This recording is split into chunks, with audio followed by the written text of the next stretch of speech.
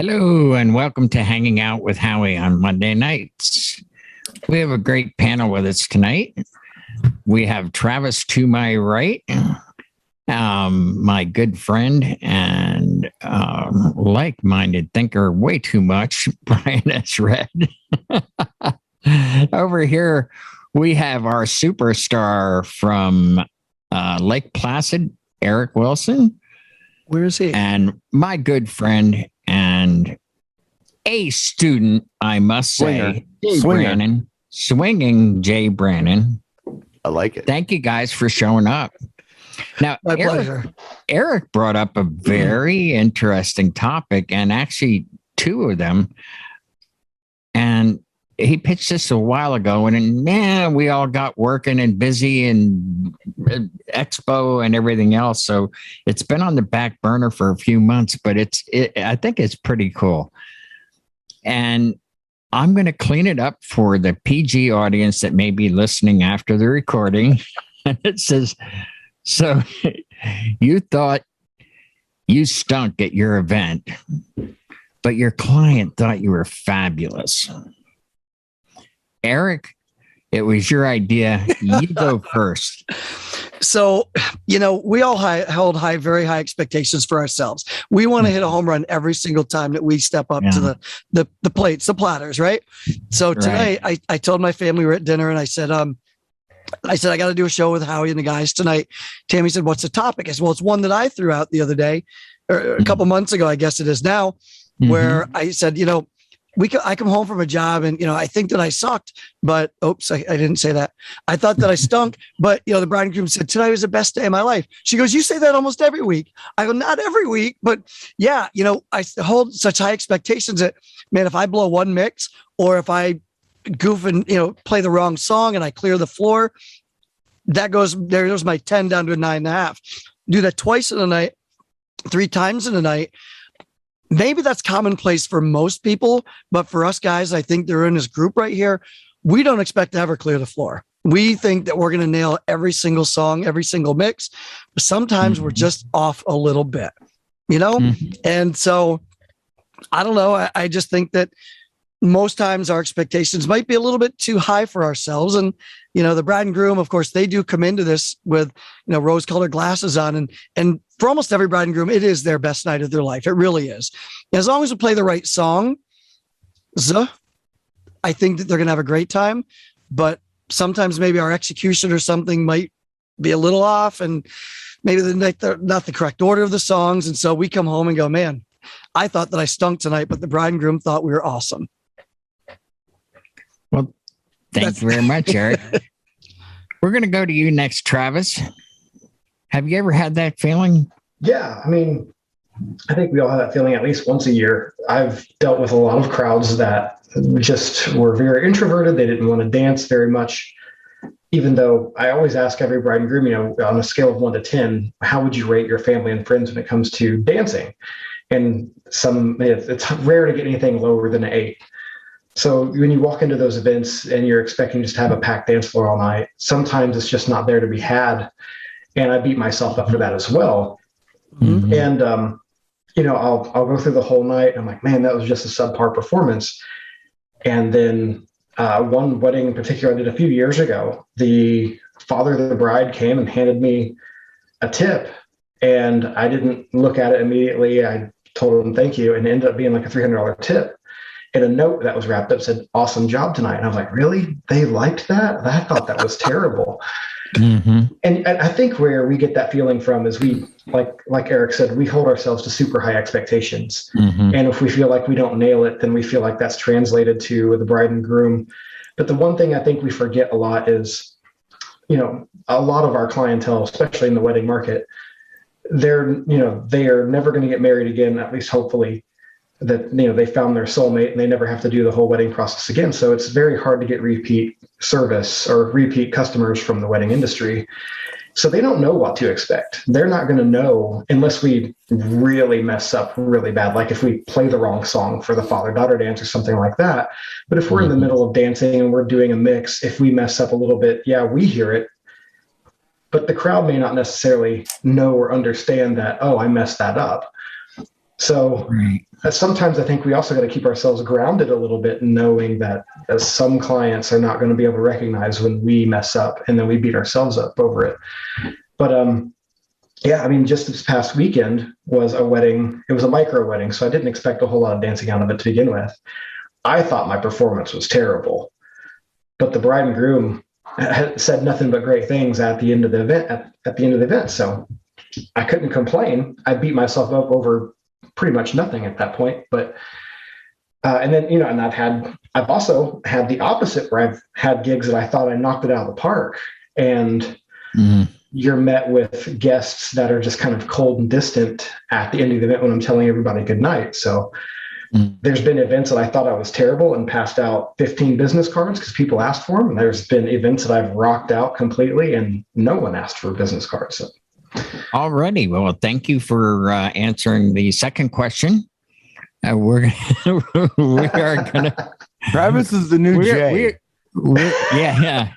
But he kind of stays on point. So he does stay on point. What page are we on? Quite Jay yet. With that said, I know Brian mentioned before that we started the recording that he has lots of ideas. So we're going to ask Jay for his Reader's Digest version so that Brian has time to answer. That's the timer. Well, I'll make it quick. And a lot of you knew about my Saturday night event. I got next to no information from the bride and groom. Right. And when I say next to no information, I had a first dance, father-daughter. I show up, they're like, yeah, we're doing the first dance out in the gazebo over there. I'm like, oh, I'm set up inside here. And the bride's like, but we told the DJ, and I was hired through another company. I go, not a problem. I have another system. We'll take care of it. Took care of it. And I said in my head, when they came in the room at 7, this should end at 10 instead of 11. And we had 85 people, and by 9 o'clock, I think we had 20. And it was mostly an Asian crowd that didn't speak English. So they were older and they kind of bounced. Bride and groom thought it was great. Mom tipped me the same thing. I've just learned I have two mindsets at every event. Mine, which is I have my standard, which I want to meet and exceed, which is every mix is on point. Everything is great. I haven't had a wedding in years, maybe 10 years, where I played the wrong song for something. Because you get burned once, and if this is the way you feed your family, you don't get burned twice. So I don't really leave weddings going, oh man, I messed this up. I don't really mess much up. There are times where I go, I didn't read them correctly. That's what I meant. I didn't mean I played that. Yeah, no. Yeah. And I didn't think you did, Eric. I didn't think at your caliber, with the whole American Great, hero background that you stole and the He and the Bandit stars that you've put over your head. No. I didn't think you were saying that, because I think there's that level you get a certain level of experience where you're like, I already know what to do. It's how do I have those wow moments? Like, I've mentioned it a million times. Little John turned down for what? Into Luke Bryan, Country Girls, Shake That For Me. At an urban country wedding, that kills. And people go, oh, wow, you're that kind of DJ. I want that for me. What I want for the bride and groom is for them to smile and be happy. So whether they dance all night or not isn't the litmus test. It's, were they happy? And we all famously know back in June, I did a wedding where I made friends with the 96-year-old grandmother and had her get on the decks and do a little wiki. They were a very budget-oriented group that was like complaining about money and told me in the last email, don't expect dancing. It's just not that crowd. And they did dance quite a bit, and they ended up tipping me almost $400. And I was like, wow. But I realized something that night that really taught me a new lesson. My job isn't always about the music. It's about the moment. And it's about the memory. They all start with the letter M, but we got to sometimes stop and say, damn, maybe you're not going to be wiki tonight. So instead, maybe you're going to mention the grandmother's name on the mic, and the family's going to feel so together. And the family's going to be so happy, because their happiness isn't dictated by my ability to pick this and this song. It's based on the entire package. Not too loud, no swears, good choices, didn't get too loud, did everything I was supposed to do, but also elevated the event to not being a typical DJ. And I think that that's where we are too hard on ourselves. But if you're not nervous at a wedding, I'll be blunt, you should quit Give it up. being a DJ. Yeah, for sure. You've reached that point where it doesn't matter. Yep. Because KK Downing of Judas Priest said when I was in high school, and I never forgot it, and they said something about playing at gigs, and he goes, every gig is the same thing. I'm only as good as the last one. And I've maintained that, whether it's in a band or as a DJ. I firmly believe I'm only as good as my last one, because otherwise I can't grow as a performer, an artist, and a DJ. Thank you, Jay. Now we would go to the man himself with me. Wait, I've got more. Oh, Brian's up. Okay, never mind. I just want everybody to understand that when Jay was growing up, the only difference between Reader's Digest and the Yellow Pages in his home was that the Yellow Pages was yellow. Otherwise, it's the same thing. Is this Cliff Notes time? Do they still have Cliff Notes? There were very, very thick Reader's Digest in his home. I was going to start with it was the best of times, it was the worst of times, but I didn't. I didn't Dickens on this, did I? Did I? Okay, hey, wait a minute now. Not too much laughing, because I do have a comedy break here in my notes. So, okay. Let's try to be serious. Serious. Until that point. Okay. Your comedy break was having Jay go. Yeah, I know. 3, 2, 1. Comedy break. And I think this is a really good topic, and I agree with a lot of things. And I shouldn't say agree. I can relate to a lot of things that Eric and Travis and Jay have said. A lot of things that just kind of struck a note. Travis, when you were saying how, there are times when you just don't feel like you were there and they loved you. But then there are other times when you feel like it was like, oh, home run, no problem. And they're like cold fish. Yeah. Well, couldn't you have done this or that? It's like, wait, whoa, this is a great event. And they're like, yeah. I can totally relate to that. That happens to me sometimes too. It happened to me when I was doing that bouncy house thing a couple weeks ago. I did fine. And couldn't you have done like some line dances? I'm like, lady, it was 95 degrees outside. Nobody was here. And your guests were like a quarter mile away from me. No, I don't think I could have pulled that off. But yeah, I get it. What I will say is that when at the end of every event, and it's just something I've been doing for a long time because I never know, someone will come up to me and say, hey, nice job. And my reply to that isn't thank you. My reply is, oh, was it okay? Because I genuinely don't know. I'm doing an event unlike I've never done before. I don't do the same event every week. So I'm trying to, very much custom tailor it for the client, giving them what they want, right? And that's what we all want to do ultimately. Right. So was my interpretation of what would be cool for them, was it the right one? Was it a good one? Was it one that they can deal with? They can, but I never know. I could have, you guys all know, Eric, you do stuff all the time. When you've got a group of people in front of you, you can take it in multiple different directions and it's going to be fine. And you choose a path. You choose that fork in the road, and there were multiple forks, multiple prongs on that fork, I guess. And you chose one particular one and it worked out, but you could have gone down this road or this road or this road. Right. Did you go down the right path? It's always a question. And we do our best and we do what we think is best, but what do we know? We're not these people. We barely know these people, if at all. So it's tough. That's going to lead into question number 2 tonight. Topic number 2. Well, probably. I was just going to say that I'm experiencing a lot of this with these, I'm calling them children's events. I did my first of a few I have coming up this month. I did it on Friday and I didn't really have a lot of direction. And it's like, okay, 14-year-old kids. Well, what the hell does that mean? There are a lot of different 14-year-old kids out there. There are kids that are little kids, right? Children. And then you have kids that are, they want WAP. Where do you go with this? And then how are the parents going to feel about where the kids want to go if they want to go a little more edgy? And if you don't go edgy, are the kids going to revolt against you?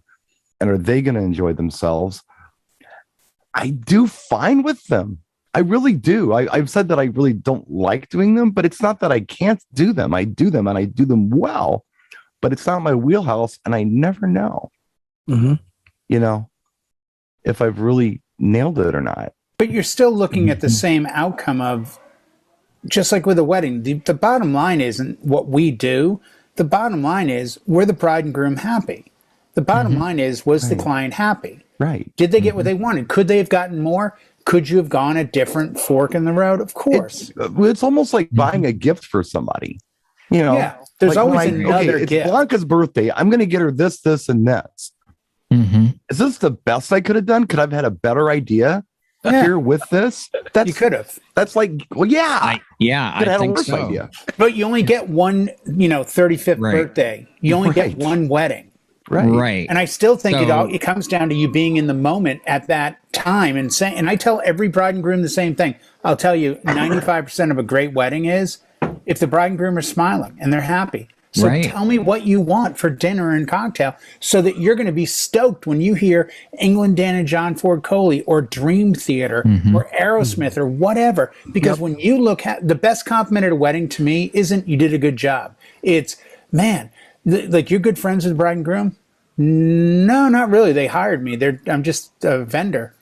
Oh my God. They've talked about you all night. They keep looking at you and giving you thumbs up and smiling. Then I did my job. That's my job, is to make them happy and let their guests enjoy that happiness. Nobody came to the wedding to dance. They came to have a good time. And the good time is based on a bride and groom being happy. I think Howie's got a question too. I think that sometimes I put too much emphasis on whether they're dancing or not.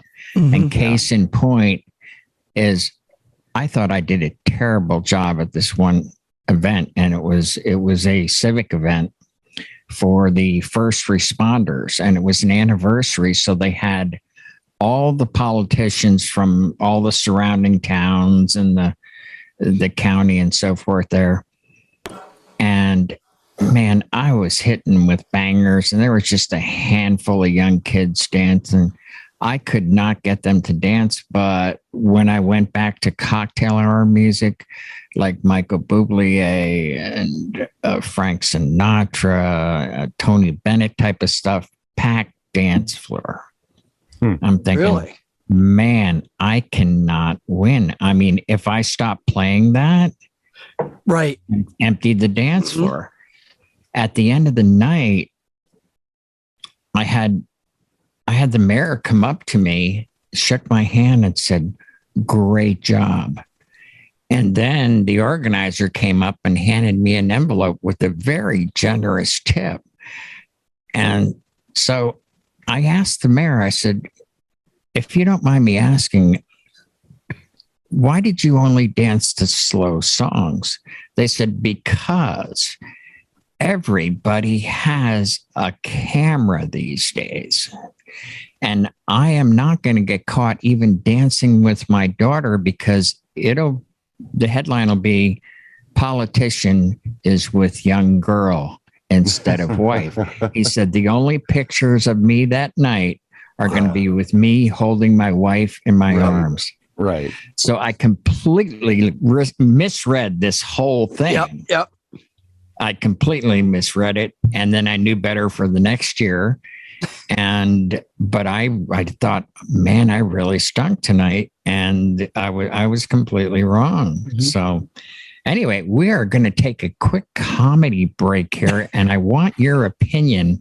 And this here it's not going to be a new segment or anything like that, but it's the meme of the week. And I am going to share this. Please don't say anything about it because I'm going to ask a question after this is over, okay? After you see this meme, I want to ask you guys a question about it. And I want to share the sound. And share. Here we go. Oh, God, I saw this. I saw this.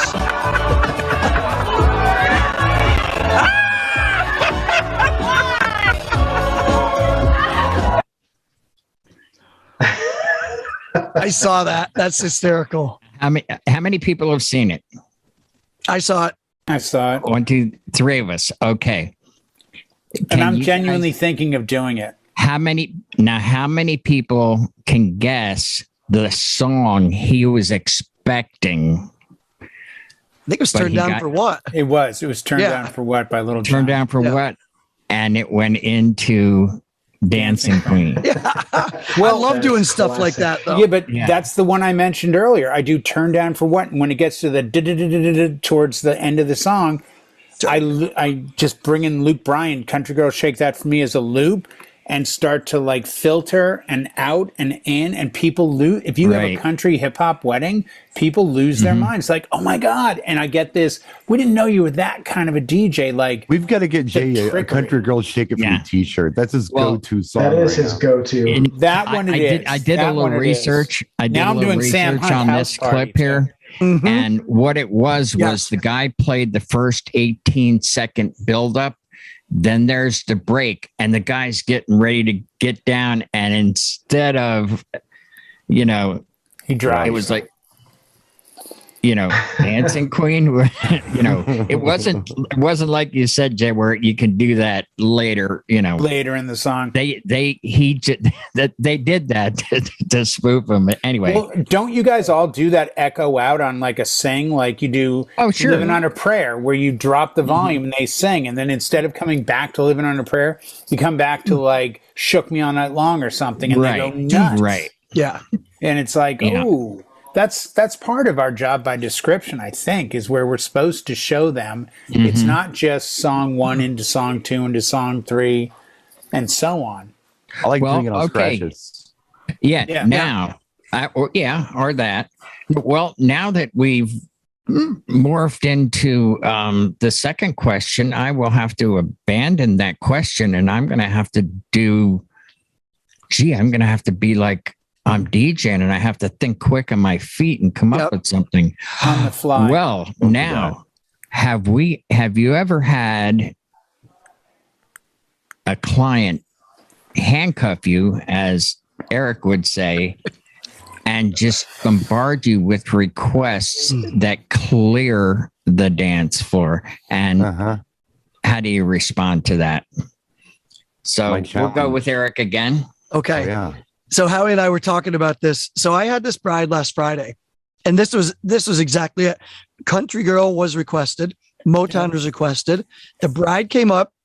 She gave me a list of about 10 songs. Perfect. This is great. There were good songs on the list. Some of them were like Memories and, some good dancing songs on there.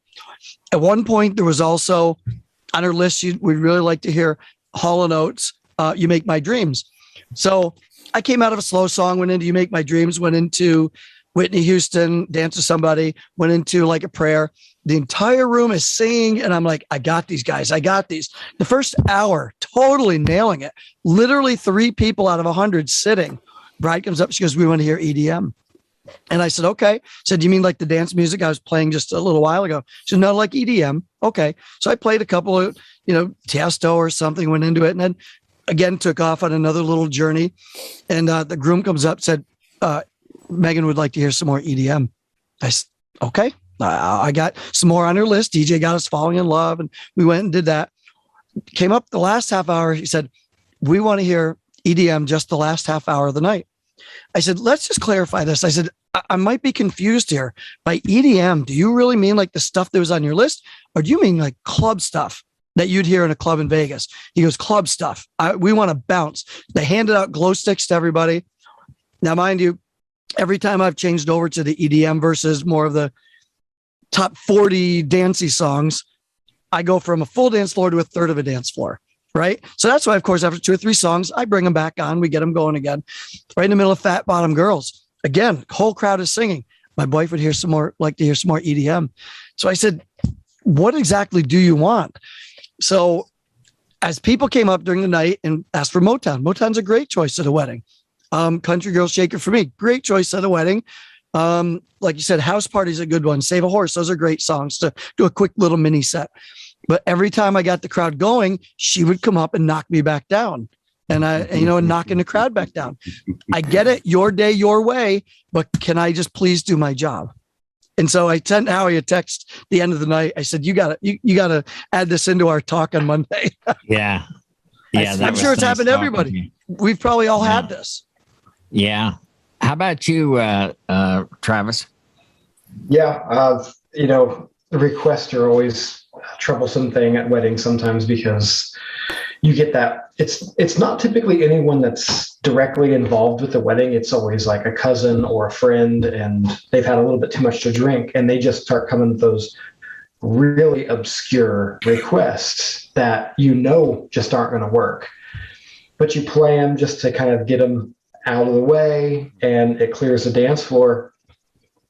I've gotten to the point where if I have that same person coming up to me all night long, I'm like, okay, I just tell them, okay, cool. I've got it and I'll play it. But here's the thing. The last 3 songs you've requested, it's like the Red Sea and it parts, and I have to work to get my crowd back. If I see everyone splitting off the dance floor with this 3rd song that you've requested, I'm going to mix right out of it. I don't want to lose the dance floor. And what drives me nuts the most is that person who requested it will leave with the rest of the crowd. And it's like, wait a minute. Right. Yeah. This was the song that you wanted to hear so badly, and you're just going to walk off with everybody else. So yeah, I've gotten to the point now where when I've got that person, look, if it doesn't work, we're just going to switch out of it. Yeah. Hey guys, can you guys hear me? Sure. Hey, so what I do usually. Hey, Don, we're recording now. Yes, I'm sorry, I don't have a camera in my desktop, so my apologies. Don. Thank you, Don.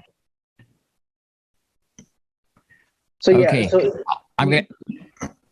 So go ahead. My apologies, man.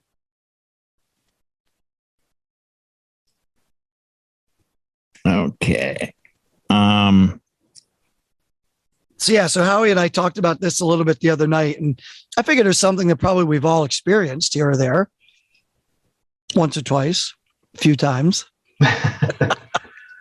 Well, I'll share my experience quick before Brian gets back and before Jay does this for us. So I had a very strict playlist, and this guy had a death metal version of Happy that he wanted played. Luckily, I was able to talk them out of that, but then they had a very strict list, and the first half hour, you could hear a mouse in there if I had turned down, nobody on the dance floor. It was horrible. And both the bride and groom came right up to my booth and said, "Nobody's dancing. What can you do?" I said, "You can let me do my job." I said, this is your first wedding, correct? And they said, "Yes." I said, "Well, I've done thousands of these. If you let me do my job, I can fill your dance floor." And they said, "Okay." So the first thing I did, they said, "But, we got, older people. We don't want to hear old people music." I said, "It's not going to be old. It's going to be contemporary top 40. It's going to be some bangers." I said, "These people all have kids. They have radios in their cars. You'll have to trust me on this if you want a full dance floor and a memorable party." They said, "Okay, do it." And they let me loose. And so the first thing I played was the original version of Happy, and it packed the dance floor. And I followed it up with, Shut Up and Dance. And they just went crazy. And then they had this big-eyed look at me, and they were like, "Wow, thank you." They were mouthed, "Thank you." And that was another one of those where it turned out very well in the end because we were allowed to do our job as the DJs. So, let's see, Jay, if you can give us a Reader's Digest version and save Brian a little time. Absolutely. And again, I think it's the amount of time in the industry and the experience sometimes where you get to a level of this is the only way to handle these things. Because I think you have to be preemptive, and I think you have to have expectations met. And I tell clients all the time, in a meeting at a Starbucks, it's very easy to tell me this, but drunk at your wedding, it's a different story. So I give all my clients a music request list, and I'm actually looking at my coming Friday wedding, and they've requested 2 hours and 24 minutes of music, and it's a 6-hour event. And a lot of their tracks are dancing, and they're kind of all over the map between Latin, country, and pop.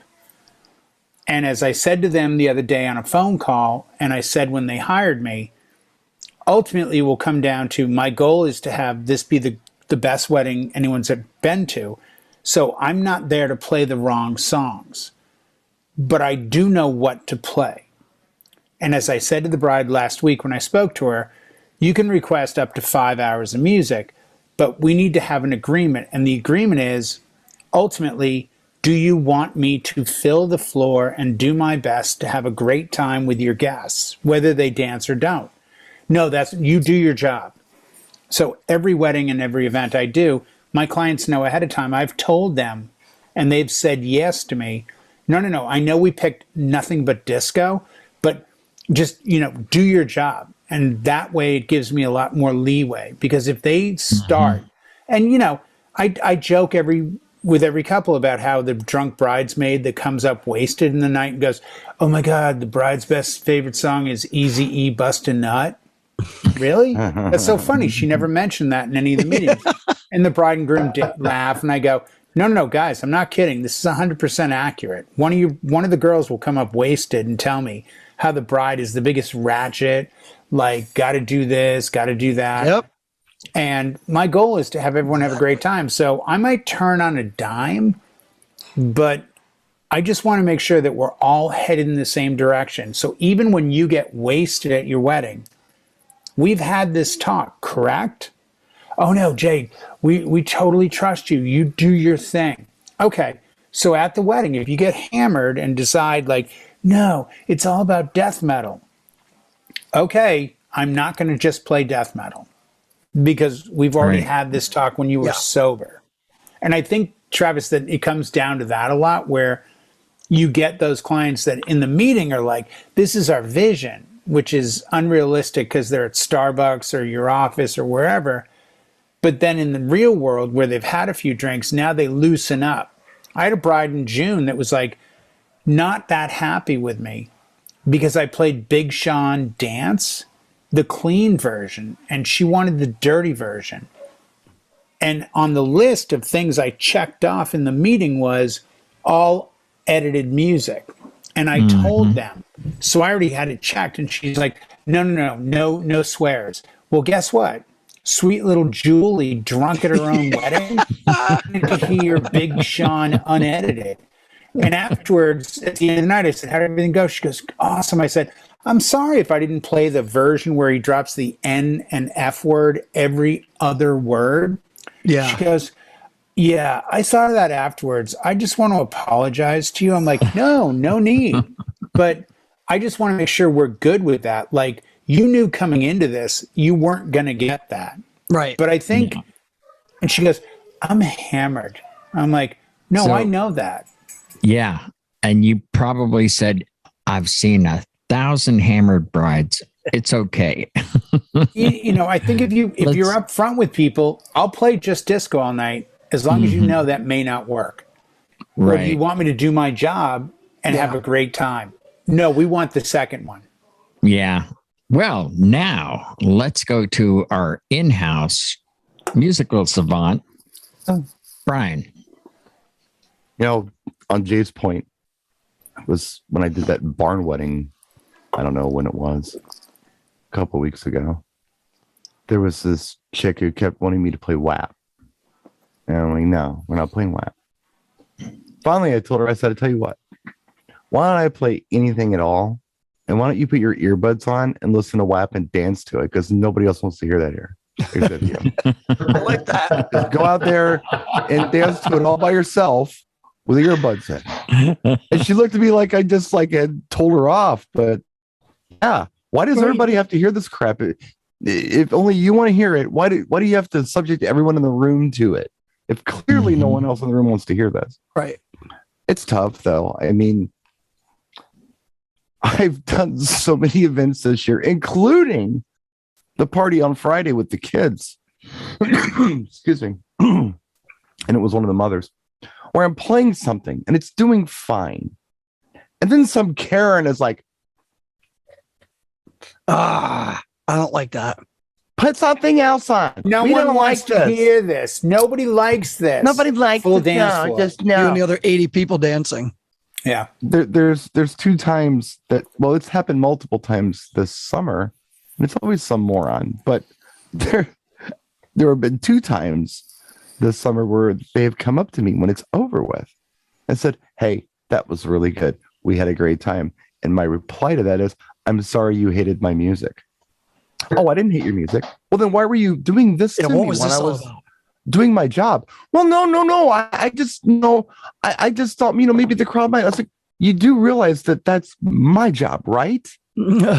Like, that's why they pay me to do this. Mm-hmm. This is very rude. Just so you know, you're not going to make DJ friends with this. Okay. We're not friends. Just so you understand that. So you need to be a little polite next time. And maybe that's wrong, but stop. But they were like, oh, well, I want your card and I want you to do this party for you. Like, well, just so you don't do this to me at your party. I'm happy to play your party for you. People are Everybody's weird, a potential man. client. But back to the point, what Howie was talking about. I remember doing an event. It was years ago. It was a wedding. It was a Jewish wedding. I was only doing the reception. The rabbi I sat with and had dinner with the rabbi, and he was a hoot. I love this guy. But the music they had asked for was stuff that I don't think anyone there wanted to hear. And they insisted that I only play their songs. And I did. And the couple danced alone because no one else had anything. It was all very personal stuff. And I'm like, well, no one else danced. Well, we don't care. This is our party. It was the weirdest thing. And I remember the rabbi that night told me, he came up to me and he just started talking. He said, I think Gentiles got it right. See, us Jews, we don't have a heaven and hell. So there's no punishment.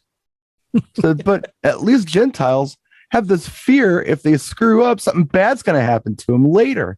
I think they're onto something. I think it's a great idea. Maybe these kids would be such jerks if they thought there was some consequence.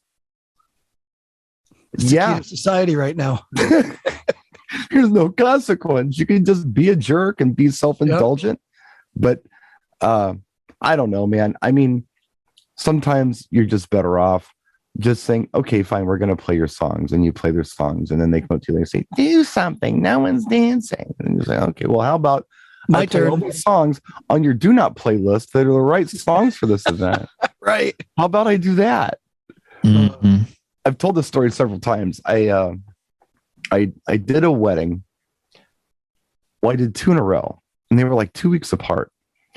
And it was for the same group of people, some very similar group of people. The bride for the first wedding was the bridesmaid in the second wedding. And the bridesmaid for the first wedding was the bride for the second wedding. So they, switched places. The first wedding I did, oh yeah, it was one of those do not play lists from hell, which I did not solicit. They just here. And it was everything that everybody wanted to hear. It was all the good songs. It was very extensive. And I stuck to it, and it was an okay event. And I remember telling the bridesmaid, I said, look, don't worry. your wedding's going to be better because you're not going to tie my hands behind me. I don't know why she did that. That is ridiculous. I'm like, don't worry about it. Yours going to be cooler because you're not going to do this to me. And this is the result you get. We're going to have a better result of yours. So 2 weeks later, I'm there. I'm playing tunes. I got a packed dance floor. And the bride from the first wedding is on the floor all night, jamming, just jamming. Get out. And she comes up to me later, like high fives. Oh man, I'm having so much fun. You're doing a great job. I'm like, well, hold on a second. You're dancing. Yeah, but she wasn't under the gun. You're dancing to every song that you didn't want at your wedding. Just, oh yeah. But she wanted to look cool. I love those songs. Right. I just wanted something different. I got to interject for 30 seconds. When I got married 21 years ago, I gave the DJ like 100 songs I didn't want to hear. And to his credit, he came up to me like 20 minutes into dancing where no one was dancing. And I'm like, oh, this is bull. Like, what the hell? Like, no one's dancing. And he came up to me and he goes, hey, Jay, I just want to show you, I've put a check mark next to the songs people have requested that are on your do not playlist. There was like half of them. And I go, you know what? Do me a favor. Play whatever they want and play it as much as they want. Within 2 songs, he played the Macarena, full dance floor. And I realized that moment, something about being a DJ. Yeah. It's not about you. And Brian and I have had this talk. The ceremony is for the bride and groom. The dinner is hosted by the bride and groom. But the party, the reception afterwards is for the guests. Play what they want. Don't play what you want. If you want it, and I tell every client ever since that talk Great way to ago, say that. I tell every client, the music for you is dinner. Cocktail, you're doing photos. Then you might join or might not. But dinner is your music. Cocktail is for the guests and the environment. Some reggae, some jazz, some whatever. Dance-wise, you need to untie my hands and let me play to the people in front of me. I am profiling. They are a certain age. They are a certain ethnicity. They are a certain whatever. But let me play to them. If there are things you adamantly don't want, give me a no list. But once it hits 5 songs, anything over that, you're starting to read into it. Your name it's used not to be a Karen, matter by the way. of not looking cool. It's called Jay let now. me get this straight, Jay. At your own wedding, I was an you were a-hole. a Karen. Karen Brennan. You were. No, I was because I'm like, wedding. every wedding I DJ, I have to play Billy Idol, Moni Moni, and I have to play Macarena, and I have to play this and this and this. And this is back in 2000. So we're talking 21 years ago that I've had experience as a DJ. And at the time, I thought the secret was I'm a DJ, so I'm so cool. I'll pick all the great music for the crowd because I'm a DJ, so I'll program my own wedding. The interesting I'm thing, so good. And literally within 20 minutes of it, he goes, I just want to let you know, these are all the songs on your no list that people have requested. And like half of them were checked off. And I'm like, you know what? Do me a favor. Take every request, play every song you think you should play. I just want them to have a good time. And it was such an eye opener for me because I came into it thinking as a DJ, not as a host. We're ever evolving with this stuff. We are. And that's the thing. And I try to tell every client, you're hosting a party. What would you play at home? Well, if you the think, example, to your point, Jay, the example that I've given over and over and over again, almost exhaustive, is the Aunt Betty factor. And the Aunt Betty factor, if you don't know who Aunt Betty is, she's my fictional character, but you can relate to her. She's from Kalamazoo, Michigan. Okay. She's never been married. She's got an apartment. She's got a cat. You know, she's got a little 4-cylinder car. She's very nice though. Maybe she's a school teacher. Okay. She got a 4-cylinder. So she has a 4-cylinder. She's a practical car. She wears some. She has a Tesla today. She doesn't get out a lot. You know, but Aunt Betty loves you, and she's coming to your wedding in Denver, and she had to get somebody to watch her cat, and she had to take off work and take some vacation time, and she bought you an awesome gift. She paid for flight. She bought clothes. She always wears the same sensible shoes to work, but she bought some shoes, and she bought a dress. You thought this through. She's Yeah, Brian has flying too in, much downtime. hotel, food, all that. She's spending a lot of money on Got her that. hair reblued. She got her hair reblued. And Betty can't wait to do the Macarena. Right. Yes. That's like the Yes. payoff for The all this highlight. crap she's had to go through to come to your stupid wedding. She wants the Macarena. She spent $1,000 to be there. Can Yeah. she hear the Macarena, please? Yeah. Can you just let her have it? No, we don't want any line dances. Well, what if Aunt Betty wants it? Well, I guess this is the kind of stuff you gotta. And Yeah, that's yeah. when I got those clients who say, we don't want this, or this. Most of the time, not all the time, but most of the time, all I have to ask them is this question: what if someone requests something on this list? And then they'll say something like, oh, well, then by all means play it. We just Right. don't want you to play it by default, because then we feel like you're going to sound like every other DJ at every other wedding we've been to for the last 8 years. Yep. And that's Free legit. list. That's No. totally legit. Yeah. Yes. And no by request. All right. We have time if we can pull this off We do. for a lightning round. Oh boy. Ooh. Try to keep it to 3 minutes. What would you say, or less, hopefully, what would you say was one of your favorite aha moments, or one of those that the client just, you made that moment, that memory for them, that aha? Travis? It wasn't their wedding. I did a wedding this year, and it was the same situation Brian was talking about, where the bride of that wedding was the bridesmaid in the next wedding. So I knew that the couple were going to be there. I knew Ben and Lacey were going to be there. So I ran to Walgreens and I got them a 2-year anniversary card, because this wedding was like 2 or 3 days before their 2-year wedding anniversary. I knew they'd be there. So when I ran into Ben right after the ceremony, I handed him this card. And at first he didn't recognize me because I've changed my hair and I've lost weight since then. And he was like, what is this? I was like, you remember me, right? I'm Travis. He goes, oh, yeah, you were a DJ. He opens it up and he's like literally crying, gives me a big hug. And he actually, That's great. It was such a cool moment. He actually told me that his wife was pregnant, and no one knew yet except for him, her, and their parents. And But, now you. He kind of, and now me. He kind of let it slip because he just thought it was such a cool wow moment. That's wonderful. How So if about he ever you, gets Eric? divorced, you can do his next wedding. Yeah. Exactly. How about Exactly. you, Eric? So I have a few of these. Now I've been in the business long enough now. and Well, I'm you old only got enough 3 now. minutes. That's right. I will be quick.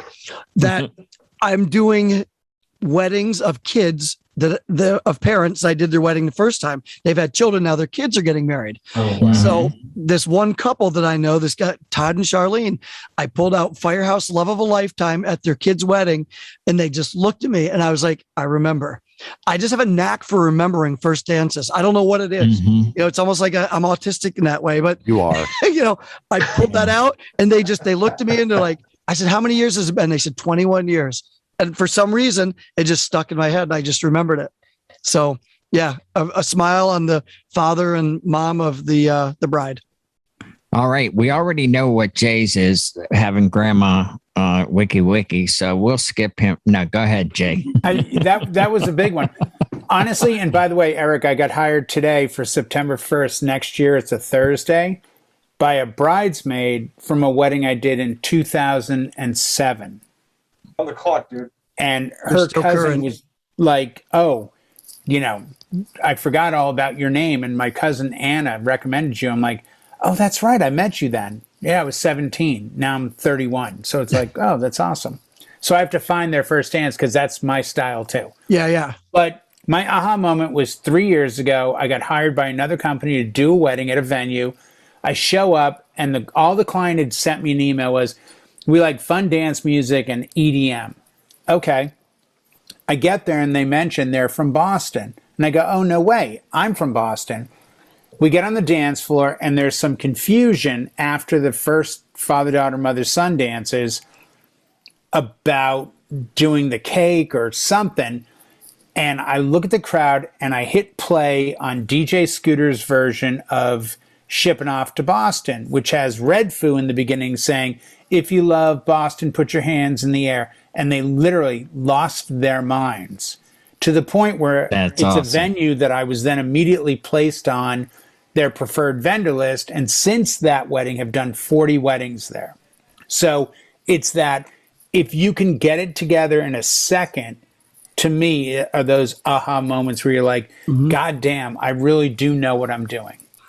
That's awesome. I will go now and I'll let Brian close out the show. Yeah, I'm out of this. The one that really stands out for me was in my market and just about everywhere when it was first came out, thanks to our in-house graphics guy, Jimmy Spin.